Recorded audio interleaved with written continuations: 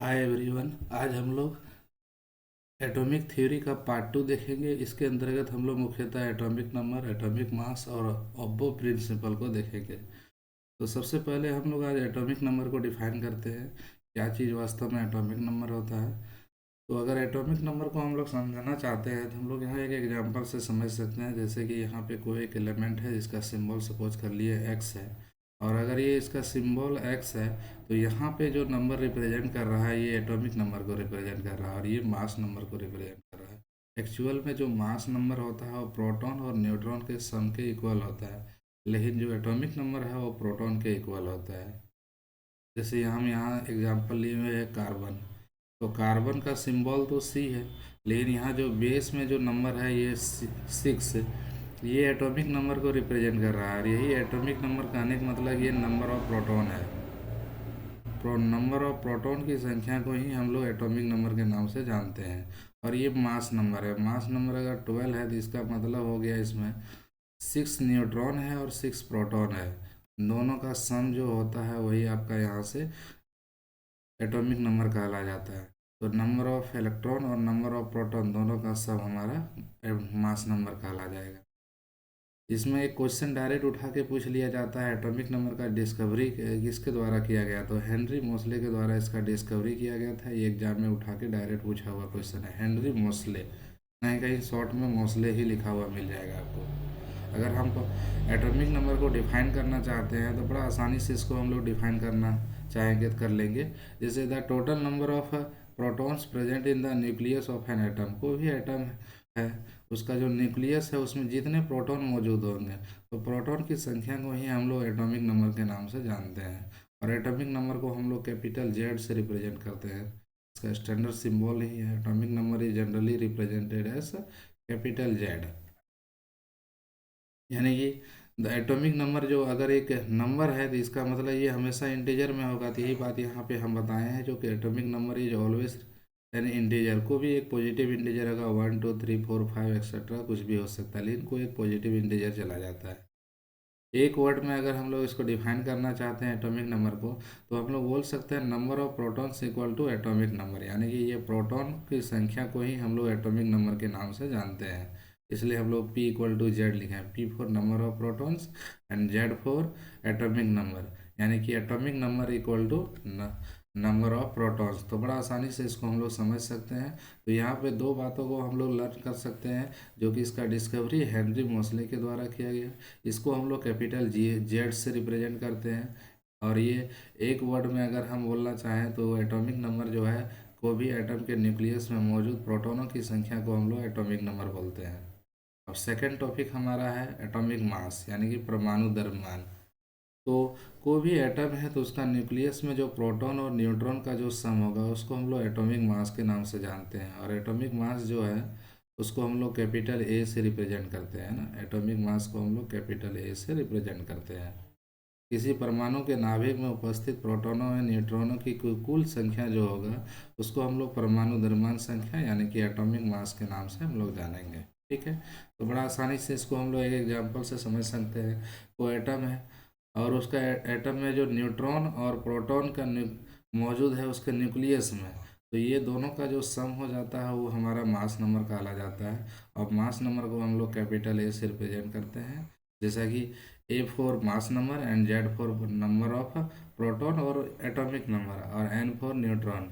अगर हम लोग यहाँ न्यूट्रॉन निकालना चाहते हैं तो मास नंबर में से हम लोग एटॉमिक नंबर को सब्ट्रैक्ट करेंगे, तो हम लोग आसानी से यहाँ पे कोई भी एटम के न्यूक्लियस में मौजूद न्यूट्रॉनों की संख्या को निकाल सकते हैं। तो ये दो टॉपिक बेसिक थ्योरी था। उसके बाद हम लोग आगे बढ़ते हैं तो कुछ एग्जांपल से इसको समझते हैं। जैसे कि सोडियम हम लोग एक एग्जांपल लिए हैं। सोडियम का सिंबल जो है Na है। इसमें 11 इलेक्ट्रॉन यानी कि उसका एटॉमिक नंबर 11 हो जाएगा और मास नंबर 23 है। तो वही बात को हम यहाँ बोले हैं, एटॉमिक मास जो है सोडियम का 23 है और उसका एटॉमिक नंबर जो है 11 है। अगर ये सोडियम न्यूट्रल है तो न्यूट्रल के केस में देखेंगे तो इसमें जो नंबर ऑफ प्रोटॉन और एटॉमिक नंबर और नंबर ऑफ इलेक्ट्रॉन तीनों आपस में इक्वल हो जाएगा, है ना, क्योंकि ये न्यूट्रल है। नंबर ऑफ इलेक्ट्रॉन और नंबर ऑफ प्रोटॉन दोनों आपस में इक्वल है। और नंबर ऑफ प्रोटॉन को ही हम लोग एटॉमिक नंबर के नाम से जानते हैं, यानी कि उसका एटॉमिक नंबर 11 हो गया। मास नंबर 23 है। अगर हमें यहाँ न्यूट्रॉन निकालना रहे तो जो मास नंबर है उस पर प्रोटॉनों की संख्या को हम लोग सब्ट्रैक्ट करेंगे, तो वहाँ से हमें लोग यहाँ से न्यूट्रॉन को आसानी से निकाल सकते हैं, यानी कि नंबर ऑफ न्यूट्रॉन यहाँ पे 12 हो जाएगा। एक दूसरा एग्जांपल यूरेनियम लेते हैं। यूरेनियम का एक आइसोटॉप हम लोग ले लिए हैं, यूरेनियम 235। हालांकि यूरेनियम 238 भी होता है, लेकिन हम यहाँ पे यूरेनियम 235 से समझने का प्रयास करेंगे। यूरेनियम का एटॉमिक नंबर जो है 92 है और उसका मास नंबर हम यहाँ पे 235 लिए हुए हैं। ठीक है, तो हमें अगर न्यूट्रॉन का संख्या निकालना है तो इसका क्या हो जाएगा, 143, दोनों का डिफरेंस। ये न्यूट्रल यूरेनियम है। अगर यही पॉजिटिव आयन के केस में बात करते हैं तो वहाँ पे अगर हमको एटॉमिक नंबर का बात किया जाएगा तो प्रोटॉन का संख्या तो वेरी नहीं करता है, लेकिन यहाँ जो चार्ज है उसके कारण इलेक्ट्रॉन का संख्या वेरी कर जाएगा। जैसे सोडियम प्लस आयन लिए हुए हैं, तो सोडियम प्लस आयन है तो इसका मतलब जो है नंबर ऑफ प्रोटॉन और एटॉमिक नंबर 11 हो गया। लेकिन इलेक्ट्रॉन अगर इसमें निकालना चाहते हैं तो हम लोग प्रोटॉनों की संख्या में से जो चार्ज है उसको प्लस माइनस कर देंगे, तो 11 - 1 यानी कि चार्ज पार्टिकल यहाँ पे क्या हो गया, 10 हो गया। और यही हम लोग न्यूट्रॉन निकालना चाहते हैं, तो न्यूट्रॉन के केस में डायरेक्ट हम लोग एटॉमिक नंबर को सब्ट्रैक्ट करेंगे तो ये हमारा डिफरेंस 12 दे देगा। तो यहाँ से दो बातों को हम लोग लर्न कर सकते हैं। वो भी एटम है, अगर वो आयनिक है यानी कि पॉजिटिव आयन है, तो पॉजिटिव आयन के केस में इलेक्ट्रॉन की संख्या उसका एटॉमिक नंबर से कम हो जाता है, क्योंकि जो चार्ज है, चार्ज का जो नंबर है वो सब्ट्रैक्ट कर देते हैं। जैसे कि यहाँ पे सोडियम में देखें, इसमें एटॉमिक नंबर 11 है, लेकिन इसका चार्ज यानी कि इलेक्ट्रॉन नंबर का संख्या जो 10 ही रहा, क्योंकि चार्ज +1 था तो एक इलेक्ट्रॉन लूज किया। लूज करने पर कोई भी एटम में पॉजिटिव चार्ज आ जाता है। अगर इलेक्ट्रॉन को लूज करेगा तो वो पॉजिटिव हो गया, और अगर इलेक्ट्रॉन को गेन करेगा तो नेगेटिव आ जाएगा। तो यहाँ से हम लोग यहाँ देख सकते हैं। और इसी तरह नेगेटिव आयन का बात करते हैं। अच्छा है कि अमोनियम लिए हुए हैं, अमोनियम आयन है NH4+ है, तो इसमें अगर बात करते हैं तो कितने इलेक्ट्रॉन होंगे, तो नाइट्रोजन का तो 7 है, नाइट्रोजन का यहाँ पे 7 है, और साथ में हाइड्रोजन 4 अलग अलग हाइड्रोजन है, 4 × 1 = 4। और यहाँ पॉजिटिव आयन है तो इसमें हमारे इलेक्ट्रॉनों की संख्या निकालना चाहते हैं, -1 कर देंगे, यानी कि number of electron ammonium ion कितना हो जाएगा, 10 हो जाएगा। केस 3 में अगर नेगेटिव आयन्स हम लोग कुछ लेके समझना चाहें, तो जैसे ऑक्साइड आयन लिए हुए हैं O2-, तो अगर ये नेगेटिव आयन आया तो इसका मतलब इलेक्ट्रॉन इसमें आके बाहर से जुड़ा हुआ है। तो कन्फर्म है जो इसका एटॉमिक नंबर अगर 8 है ऑक्सीजन का, तो उसमें इलेक्ट्रॉनों की संख्या बढ़ गया है। क्यों? क्योंकि उसमें दो चार्ज जो है 2- लगा हुआ है, तो जितने नेगेटिव चार्ज है तो उसमें 2 इलेक्ट्रॉन बाहर से आके ऐड हुआ है, तो 8 + 2 यानी कि 10 इलेक्ट्रॉन हो गया। बाकी बात, न्यूट्रॉन की संख्या निकालना चाहते हैं तो उसका जो मास नंबर 16 है, उसमें से हम लोग इलेक्ट्रॉन एटॉमिक नंबर को सब्ट्रैक्ट कर लेते हैं तो डिफरेंस हमको 8 मिल जाता है, जो कि यहाँ नंबर ऑफ न्यूट्रॉन बता दे रहा है। तो आज का जो टॉपिक है सबसे बेस्ट जो यहाँ पे डिस्कशन है वो ओब्बो प्रिंसिपल पर है। तो ओब्बो प्रिंसिपल हम लोग देखते हैं वास्तव में क्या है। तो सिंपल सा ओब्बो प्रिंसिपल का अगर जर्मन वर्ड है, लेकिन इसका लिटरल मीनिंग अगर बात करते हैं तो ये बिल्ड अप है ना, निर्माण करने का इसका मीनिंग है। अगर हम यहाँ पे देखते हैं तो इन्होंने जो है एनर्जी का लेवल जो है, इलेक्ट्रॉन सबसे पहले कम ऊर्जा वाले कक्षा है ना, सबसे पहले लेस एनर्जी वाले जो ऑर्बिट है उसमें इलेक्ट्रॉन जाएगा। इसके बाद उससे अधिक और इसी क्रम में भरते चले जाते हैं, और यही भरना इलेक्ट्रॉनिक विन्यास यानी कि इलेक्ट्रॉनिक कॉन्फ़िगरेशन के नाम से जाना जा सकता है। ठीक है, तो इसको हम लोग एक फिगर में डिटेल से देखते हैं। जैसे कि यहाँ ओब्बो प्रिंसिपल को अगर हम समझना चाहते हैं तो ये एनर्जी लेवल के अनुसार भरता है। Electron first enter the orbitals with the lowest energy, यानी कि सबसे पहले इलेक्ट्रॉन 1s में आ जाएगा, फिर उससे आगे जाएगा तो 2s में, फिर यहाँ से आगे बढ़ेंगे तो 2p में, फिर 3s में, फिर 3p में, फिर 4s में, फिर 3d में, फिर 4p में, फिर 5s में, फिर आगे बढ़ेंगे तो यहाँ से 5s के बाद 4d में, 5p में, और इसी तरह से आगे की ओर बढ़ते चला जाएगा। यहाँ पे n जो है ऑर्बिट की संख्या बता रहा है, और S, P, D, F जो है हम लोग पीछे क्लास में देखे थे। जैसे कि S सबसेल है तो उसमें मैक्सिमम नंबर ऑफ इलेक्ट्रॉन 2 रह सकता है, अगर P सबसेल है तो उसमें मैक्सिमम नंबर ऑफ इलेक्ट्रॉन 6 रह सकता है, और अगर D सबसेल है तो उसमें मैक्सिमम नंबर ऑफ इलेक्ट्रॉन 10 रह सकता है, और F है तो उसमें मैक्सिमम नंबर ऑफ इलेक्ट्रॉन 14 रह सकता है। तो ये हम लोग पीछे क्लास में ही देख चुके हैं। और ये फिर जो फिगर है इसको देख करके हम लोग आसानी से ओब्बो प्रिंसिपल का जो एनर्जी लेवल है उसको आसानी से समझ सकते हैं ना। Diagram showing the order of filling orbitals, है ना, किस तरह से ऑर्बिटल्स भरते जाएगा, जैसे 1s 2s 2p 3s 3p 4s, यानी कि ये एनर्जी का इंक्रीजिंग ऑर्डर में बढ़ते चला जाएगा। ठीक है, हम लोग कुछ एग्जाम्पल से समझते हैं। जैसे सोडियम लिए हुए हैं, तो सोडियम का एटॉमिक नंबर 11 है, यानी कि उसमें नंबर ऑफ इलेक्ट्रॉन, और ये न्यूट्रल है जिसके कारण इसमें इलेक्ट्रॉन की संख्या भी क्या हो गया, 11 हो गया। तो 11 अगर हो गया तो उसका इलेक्ट्रॉनिक कॉन्फ़िगरेशन अगर हम लोग लिखना चाहते हैं, 11 इलेक्ट्रॉन है, तो हम लोग आसानी से लिख सकते हैं, जैसे 1s2 2s2 2p6। तो देखिए 2 + 2 4 4 6 10, और यहाँ s में एक इलेक्ट्रॉन है, यानी कि 11 टोटल नंबर ऑफ इलेक्ट्रॉन हो जा रहा है। ठीक है, अगर दूसरा एग्जाम्पल हम लोग क्लोरीन लेते हैं, तो क्लोरीन का एटॉमिक नंबर 17 है। 17 है और साथ में ये न्यूट्रल है, यानी कि नंबर ऑफ इलेक्ट्रॉन और एटॉमिक नंबर दोनों आपस में इक्वल हो गया। अब हम इसको सबसेल वाइज अगर इसको अरेंज करना चाहें, तो बड़ा आसानी से सबसेल वाइज इसको अरेंज कर सकते हैं। जैसे कि 1s2 है, 2s2 है, 2p6 है, 3s2 है, और लास्ट में p सबसेल में कितने इलेक्ट्रॉन बच जा रहा है, 5 इलेक्ट्रॉन बच जा रहा है। ठीक है, यानी कि अगर हम बात करते हैं यहाँ पे उसका आउटरमोस्ट सेल में, यानी कि थर्ड सेल जो है उसमें कितने इलेक्ट्रॉन चला जा रहा है, 2 + 5 7। ठीक है, इसलिए क्लोरीन का जो आउटरमोस्ट सेल में है 7 इलेक्ट्रॉन हो जाता है। अगर हम लोग एक पॉजिटिव आयन ले लेते हैं, जैसे सोडियम आयन ले लिए, तो उसमें इलेक्ट्रॉनों की संख्या कम हो जाएगा, क्योंकि यहाँ पे 11 अगर उसका एटॉमिक नंबर है तो इलेक्ट्रॉन की संख्या यहाँ पे कम हो जाएगा, क्योंकि प्लस चार्ज है, यानी कि इलेक्ट्रॉन को लूज किया है, तो 10 ही इलेक्ट्रॉन हुआ। अरे अब हम इसका इलेक्ट्रॉनिक कॉन्फ़िगरेशन अगर लिखें, तो देखिए ये 2p6 में खत्म हो जा रहा है, 3s1 यहाँ पे नहीं आएगा, क्योंकि 1 इलेक्ट्रॉन को ये लूज कर चुका है।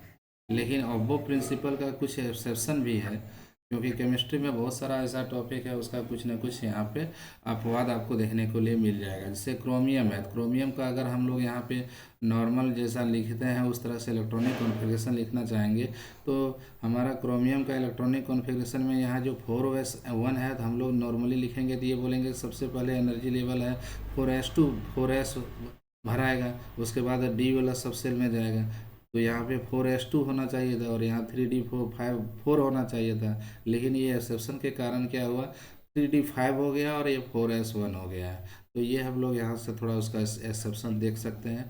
क्रोमियम का एटॉमिक नंबर 24 है, यानी कि नंबर ऑफ इलेक्ट्रॉन भी 24 हो जाएगा, क्योंकि ये न्यूट्रल है। तो यहाँ से हम लोग इसको देख सकते हैं। उसी तरह एक दूसरा एग्जांपल लेते हैं, जैसे कॉपर लेते हैं, तो कॉपर का एटॉमिक नंबर 29 होता है, और ये न्यूट्रल है, जिसके कारण इसका एटॉमिक नंबर भी 29 हुआ, और नंबर ऑफ इलेक्ट्रॉन भी 29 हो गया। अब इसको हम लोग सबसेल वाइज अरेंज करते हैं, तो नॉर्मली हम लोग अरेंज करेंगे तो ये तरीका से अरेंज कर लेंगे, लेकिन यहाँ पर ये एक्सेप्शन है, जिसके कारण ये 4s2 है, यहाँ से एक इलेक्ट्रॉन मूव करके डी सबसेल में चला जाएगा, और ये 3d10 रह जाता है। ठीक है, तो ये एक्सेप्शन के कारण ऐसा हुआ। ये वाला जो इलेक्ट्रॉनिक कॉन्फ़िगरेशन जो है कॉपर का, ये गलत हो चुका है। ये हमारा इलेक्ट्रॉनिक कॉन्फ़िगरेशन कॉपर का सही है। उसके बाद हम लोग नेक्स्ट बढ़ते हैं, जैसे कि गोल्ड लेते हैं, तो गोल्ड का एटॉमिक नंबर 40 से गोल्ड का एटॉमिक नंबर 79 होता है, और ये न्यूट्रल है, इसका मतलब नंबर ऑफ इलेक्ट्रॉन भी 79 हो जाएगा। और नंबर ऑफ इलेक्ट्रॉन 79 है, जब हम उसको सबसेल वाइज इलेक्ट्रॉनिक कॉन्फ़िगरेशन लिखते हैं, तो नॉर्मली जब हम लोग लिखना चाहेंगे तो ये वाला लिख लेंगे। ठीक है, क्योंकि हम लोग एक नॉर्मल तरीके से लिखते हैं, सबसे एनर्जी का इंक्रीजिंग ऑर्डर में तो ये लिख लेते हैं, लेकिन ये एक्सेप्शन है, जिसके कारण ये इलेक्ट्रॉनिक कॉन्फ़िगरेशन गलत है। तो यहाँ पर जो 6x2 ना हो के ये 6x1 हो गया, और एक इलेक्ट्रॉन मूव करके यहाँ पे 5d10 में यहाँ पे आ गया है ना, डी सबसेल में आ गया है यहाँ पे। तो ये एक्सेप्शन है ऑबो प्रिंसिपल का। एक और एग्जांपल हम लोग देखते हैं ऑबो प्रिंसिपल का, जैसे कि सिल्वर ले लेते हैं। सिल्वर का एटॉमिक नंबर 47 होता है, और ये न्यूट्रल है, जिसके कारण नंबर ऑफ इलेक्ट्रॉन भी 47 हो जाएगा। और इससे हम लोग यहाँ पे जब इलेक्ट्रॉनिक कॉन्फ़िगरेशन लिखते हैं, तो ये हमारा करेक्ट इलेक्ट्रॉनिक कॉन्फ़िगरेशन होगा, क्योंकि ये एक्सेप्शन है, जिसके कारण यहाँ पे एक इलेक्ट्रॉन जंप करके डी सबसेल में आ जाता है, यानी कि 3d10 में आ जाता है, ना कि 4s1 में रहेगा। ठीक है, तो ये हम लोग यहाँ से देख सकते हैं, जो कि इसका इलेक्ट्रॉनिक कॉन्फ़िगरेशन जब हम लोग लिख रहे हैं उस दौरान क्या हो रहा है, ये जो नॉर्मल रूल है उसको वो सही में उसको फॉलो नहीं कर रहा है, और ये एक्सेप्शन के अंतर्गत चला जाएगा सिल्वर, जिसका एटॉमिक नंबर 47 है और नंबर ऑफ इलेक्ट्रॉन भी 47 हो जाएगा, और ये हमारा करेक्ट इलेक्ट्रॉनिक कॉन्फ़िगरेशन हो जाएगा सिल्वर का। तो ये बेसिक 4 एग्जांपल था जो कि क्या है, एक्सेप्शन में वो प्रिंसिपल का है। अब हम लोग अगर इलेक्ट्रॉनिक कॉन्फ़िगरेशन लिख सकते हैं तो ये वाला जो 28 18 32 है ये कैल्शियम तक ही वैलिड है, यानी कि एटॉमिक नंबर अगर 20 तक है वहीं तक हम लोग इसका ये रूल से आसानी से लिख पाते हैं। कैल्शियम तक हम लोग आसानी से ये वाला रूल से लिख लेते हैं इलेक्ट्रॉनिक कॉन्फ़िगरेशन। लेकिन जैसे ही कैल्शियम से आगे बढ़ते हैं तो यहाँ पे जो इलेक्ट्रॉनिक कॉन्फ़िगरेशन जो लिखने का रूल है वो हम लोग सबसेल वाई लिखने लगते हैं, और वो उसके कारण हम लोगों को क्या होता है, इलेक्ट्रॉनिक कॉन्फ़िगरेशन सही हो पाता है। लेकिन यहाँ पे कुछ नोबल गैस है, और ये नोबल गैस का जो इलेक्ट्रॉनिक कॉन्फ़िगरेशन जब हम लिखेंगे तो ये रूल से भी वो क्या होता है, करेक्ट हो जाता है। तो नोबल गैस जो ग्रुप 17 के एलिमेंट्स को हम लोग नोबल गैस बोलते हैं, जिसको हम लोग हेलोजन ग्रुप के नाम से भी जानते हैं, या हेलो ग्रुप भी बोलते हैं हम लोग, ना, ग्रुप 17 के एलिमेंट। तो ग्रुप 17 के जो भी एलिमेंट है उसका इलेक्ट्रॉनिक कॉन्फ़िगरेशन हम लोग यहाँ देखते हैं। जैसे कि फर्स्ट एलिमेंट हीलियम है, तो हीलियम का एटॉमिक नंबर तो 2 है। जब इसका इलेक्ट्रॉनिक कॉन्फ़िगरेशन लिखेंगे तो फर्स्ट ऑर्बिट में कितने इलेक्ट्रॉन आ जाएंगे, 2, है ना। उसी प्रकार नियोन है तो उसका एटॉमिक नंबर 10 है तो 2 8 में चला जाएगा। और उसके बाद आर्गन आता है तो आर्गन का एटॉमिक नंबर 18 है। तो जब हम इसको सब सेल वाइज अरेंज करेंगे तो 2 8 8 है ना, 8 टू 10 10 और 8 18 हो जा रहा है। उसके बाद आता है क्रिप्टॉन, तो क्रिप्टॉन का एटॉमिक नंबर 36 है। इसको भी हम लोग सब सेल वाइज अरेंज करते हैं तो 2 8 18 8 आ जाता है। फिर आता है जेनॉन, तो जेनॉन का एटॉमिक नंबर 54 है। तो 54 का जब हम लोग इलेक्ट्रॉन को अगर अरेंजमेंट करते हैं तो कुछ इस तरह से हमारा उसका इलेक्ट्रॉनिक कॉन्फ़िगरेशन आ जाता है। लास्ट हमारा एलिमेंट जो है रेडॉन है, जिसका एटॉमिक नंबर 806 है। तो इसको अरेंज करेंगे तो देखिए यहाँ पे 2 8 18 32, उसके बाद टोटल नंबर ऑफ इलेक्ट्रॉन्स 26 बच जा रहा है। तो 26 तो लास्ट वाला ऑर्बिट में रहेगा नहीं, क्योंकि रूल के अनुसार वो ऑक्टेट को फुलफिल करना चाहता है। तो यहाँ पे 18 है, और लास्ट वाला जो ऑर्बिट है उसमें 8 इलेक्ट्रॉन चला जा रहा है। तो ये कुछ नोबल गैस था जिसका इलेक्ट्रॉनिक कॉन्फ़िगरेशन हम लोग एक एक करके देखें। अगर हम इसको सबसेल ब्याज अगर बात करते हैं, जो कि अभी हम लोग 1s2 2s2 2p6 वाला जो रूल है उस पर अगर लिखे तो उस पर भी हम लोग यहाँ पे इलेक्ट्रॉनिक कॉन्फ़िगरेशन नोबल गैसेस का लिख सकते हैं। जैसे हीलियम का लिखे हुए हैं तो इसका आउटरमोस्ट सेल में 2 ही इलेक्ट्रॉन है। नियोन का अगर बात करते हैं तो एटॉमिक नंबर 10 है, लेकिन इसका जब हम आउटरमोस्ट सेल का अगर लिखते हैं तो देखिए 2p 2s2 और 2p6, यानी कि नंबर ऑफ इलेक्ट्रॉन क्या हो जा रहा है, 8 हो गया। तो यहाँ गौर करने वाला बात है जो कि जितने सारे नोबल गैस है उसका जो आउटरमोस्ट सेल में नंबर ऑफ इलेक्ट्रॉन्स जो है 8 है। केवल यहाँ पे एक्सेप्शन में हीलियम चला गया है जिसका आउटरमोस्ट सेल में 2 इलेक्ट्रॉन है। बाकी बात यहाँ कोई भी ऐसा एलिमेंट नहीं है नोबल गैस में जिसका आउटरमोस्ट सेल में 8 से कम इलेक्ट्रॉन या उससे ज़्यादा है। तो यहाँ से एक चीज़ हम लोग लर्न कर सकते हैं, नोबल गैसेस का आउटरमोस्ट सेल में, जिसको हम लोग वैलेंस इलेक्ट्रॉन भी बोल सकते हैं, वो 8 है। एक्सेप्शन में केवल हीलियम है। अब हमारा नेक्स्ट टॉपिक होगा वैलेंस इलेक्ट्रॉन और कोर इलेक्ट्रॉन। तो यहाँ पे हम लोग डिटेल से समझेंगे जो कि वैलेंस इलेक्ट्रॉन वास्तव में क्या होता है और साथ में कोर इलेक्ट्रॉन्स क्या होता है। तो इसको कुछ एग्जांपल से भी हम लोग समझने का प्रयास करेंगे। लेकिन अगर एक वर्ड में अगर हम इसको बात करें तो वैलेंस इलेक्ट्रॉन होता क्या था, total number of electrons present in the outermost shell of an atom.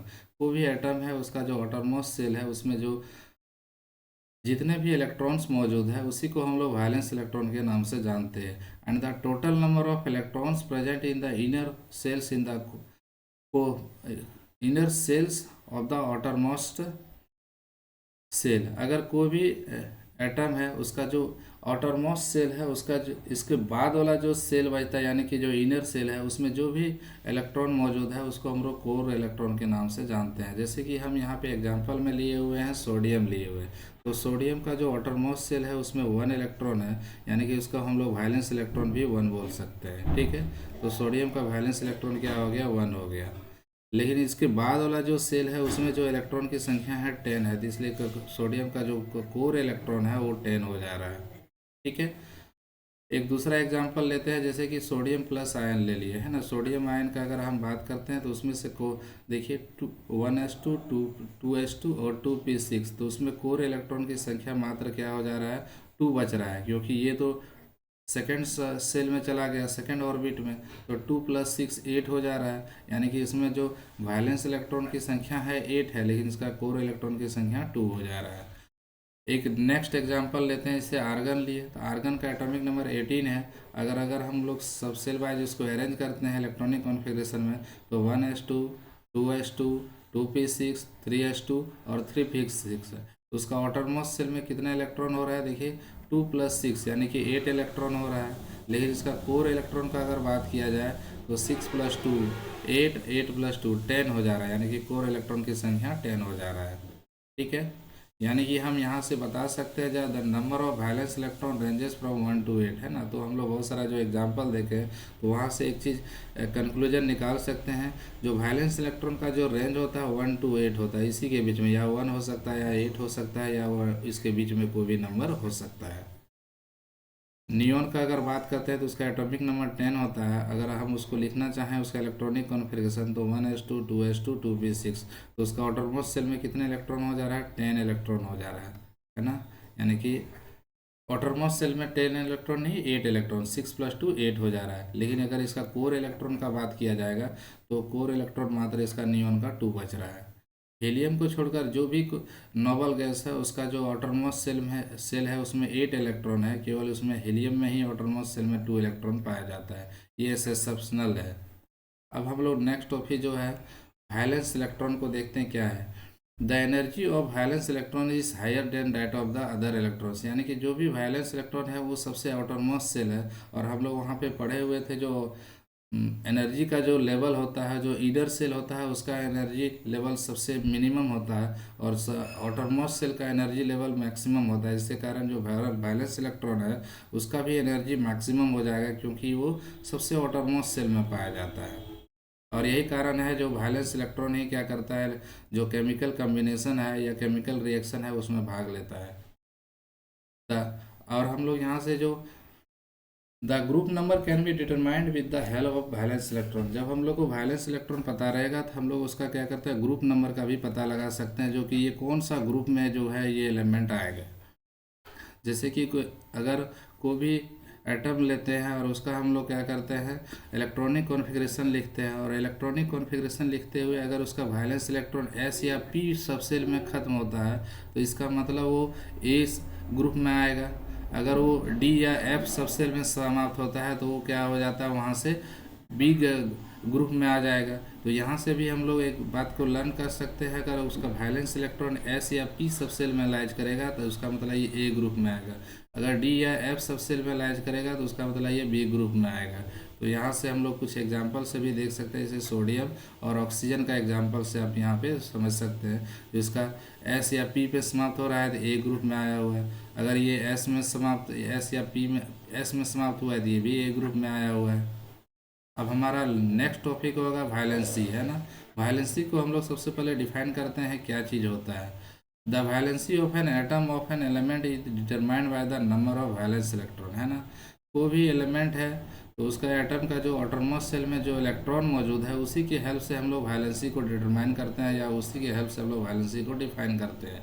यानी कि जितना इलेक्ट्रॉन को है वो लेन देन या जितना इलेक्ट्रॉन का शेयरिंग करता है या केमिकल कम्बिनेशन में जितना इलेक्ट्रॉन भाग लेता है उसी को हम लोग वैलेंसी के नाम से जानते हैं।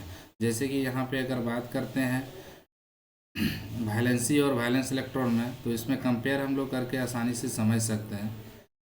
कुछ एग्जांपल हम लोग लिए हुए हैं, जैसे कि मान लें NH3 अमोनिया लिए हुए हैं, तो अमोनिया में अगर वैलेंस इलेक्ट्रॉन देखते हैं तो नाइट्रोजन और हाइड्रोजन के हेल्प से हम लोग यहाँ बता सकते हैं। नाइट्रोजन का वैलेंस इलेक्ट्रॉन क्या है, 3 है, और नाइट्रोजन का वैलेंसी 3 है और हाइड्रोजन का वैलेंसी 1 है। कैसे इसको समझ सकते हैं, नाइट्रोजन का जो एटॉमिक नंबर है वो 7 होता है।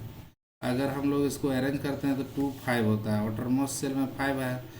तो ये वैलेंस इलेक्ट्रॉन की संख्या तो नाइट्रोजन में 5 है, लेकिन वैलेंसी 3 होगा, क्योंकि बाहरी सेल में 5 इलेक्ट्रॉन है और ये 5 को ऑक्टेट फुलफिल करना चाहे, 8 इलेक्ट्रॉन बनाना चाहेगा।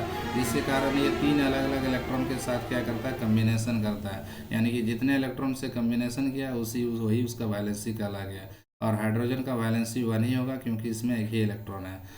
एल्युमिनियम ऑक्साइड है तो एल्युमिनियम की वैलेंसी 3 होगा, ऑक्सीजन की वैलेंसी 2 हो जाएगा यहाँ। कॉपर ऑक्साइड है तो कॉपर की वैलेंसी 2 है, ऑक्सीजन की वैलेंसी भी 2 होती है। मैग्नीज ऑक्साइड है MnO2 है, यानी कि मैग्नीज की वैलेंसी 4 होता है और ऑक्सीजन की वैलेंसी हम लोगों को पता है 2 है। कैसे 2 होता है? क्योंकि ऑक्सीजन का जो एटॉमिक नंबर है उसको अगर बात करते हैं तो 8 होता है। अब ये अरेंज करेगा तो 2 6, ऑटोनमस सेल में 6 ही इलेक्ट्रॉन है, तो ये अपना ऑक्टेट को फुलफिल करने के लिए 2 इलेक्ट्रॉन को क्या करता है, गेन करता है। तो जितना इलेक्ट्रॉन को गेन किया तो उसका वैलेंसी क्या हो गया, 2 हो गया यहाँ से। तो यहाँ से हम लोग एक कंक्लूजन पर पहुँचते हैं जो कि if an atom has 1 2 3 4 autonomous cell electron, अगर कोई भी एटम है तो उसका ऑटोनमस सेल में अगर 1 से लेकर 4 तक इलेक्ट्रॉन है तो उसका वैलेंसी भी 1 2 3 4 ही हो जाएगा। ठीक है, यानी कि अगर कोई भी एलिमेंट है उसका जो ऑटोनमस सेल है उसमें 1 इलेक्ट्रॉन है तो उसका मतलब उसका वैलेंसी भी 1 होगा। 2 इलेक्ट्रॉन है तो 2 हो जाएगा, 3 है तो 3 हो जाएगा, 4 है तो 4 हो जाएगा। लेकिन अगर 5 6 7 8 है अगर उसका ऑटोनमस सेल में, तब वहाँ पे वैलेंसी निकालने के लिए हम लोग उसका वैलेंस इलेक्ट्रॉन में को 8 में सब्ट्रैक्ट करके निकालते हैं। जैसे कि मान लिया यहाँ पे एक एग्जांपल लिए हुए हैं, ये हमारा क्या है, अगर वायलेंसी निकालने के लिए बोला जाएगा तो हम लोग यहाँ 8 में से वायलेंस इलेक्ट्रॉन को सब्ट्रैक्ट करके बताते हैं। जैसे कि यहाँ पे एक हम एग्जांपल लिए हुए हैं, वो हम आपको ये आगे दिखाएंगे। लेकिन यहाँ पे जैसे सोडियम है तो सोडियम का इलेक्ट्रॉनिक कॉन्फ़िगरेशन हम लोग लिखते हैं तो उसका आउटरमोस्ट सेल में क्या है, 1 इलेक्ट्रॉन है, तो उसका वैलेंसी कितना हो जाएगा, 1 ही हो जाएगा। ठीक है, क्योंकि 1 2 4 में जितने भी ऑटोनमस सेल में इलेक्ट्रॉन है वो हमारा क्या कहलाता है, वैलेंसी की संख्या भी कहा जाता है। और ये 1 इलेक्ट्रॉन है तो ये हमेशा चाहेगा अपना ऑक्टेट को फुलफिल करने के लिए 1 इलेक्ट्रॉन को लूज करे, यानी कि इसका ये अस्थाई नहीं है ना, ये स्टेबल अवस्था में नहीं है, क्योंकि ये 1 इलेक्ट्रॉन को हमेशा चाहेगा जो कि ये लूज करके अपना ऑक्टेट को फुलफिल कर ले। लेकिन सोडियम प्लस एक क्या है, स्टेबल है, क्योंकि इसका ऑटोनमस सेल में 8 इलेक्ट्रॉन है। अगर इसका वैलेंसी निकालना चाहते हैं तो 8 माइनस 8 जीरो हो जा रहा है, तो ये एक स्टेबल एलिमेंट है। तो हम लोग इसका जो नेक्स्ट पार्ट है वो नेक्स्ट दिन डिस्कस करेंगे। मिलते हैं आपके साथ नेक्स्ट डे।